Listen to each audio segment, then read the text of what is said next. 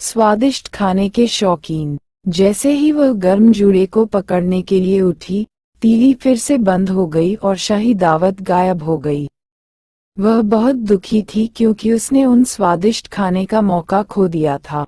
भोजन और उसकी आंखों से आंसू लुढ़क गए।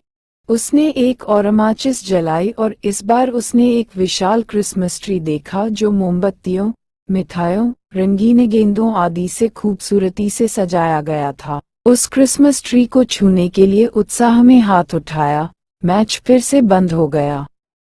पेड़ आसमान में और ऊपर चला गया और उसके गायब होने से पहले एक मोमबत्ती नीचे गिर गई, चमकदार निशान पीछे। इससे उसे अपनी दादी की कही बात याद आ गई, जब भी कोई तारा गिरता है, एक दिल धड़कना बंद कर देता है।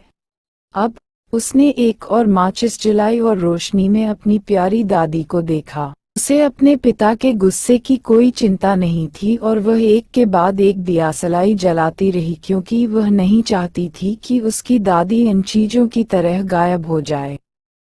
उसने याचना की, दादी, मुझे अपने साथ ले चलो। उसने अपनी दादी को बहुत कसकर पकड़ रखा था और अपनी दादी को मुस्कुराते हुए और उसके पीले चेहरे को देख सकती थी। अगला मैदान। सुबह पीला सूरज दिखाई दिया और उसकी कमजोर किरणें फव्वारे, बर्फीले रास्तों और नन्ही माचिस की बेजान देह पर पड़ीं। देख रहा है, माचिस की तीली जो उसने रात में जलाई थी। लोगों ने आसानी से अंदाजा लगा लिया था कि उस रात में उसने उसे जिंदा रखने की कितनी कोशिश की होगी।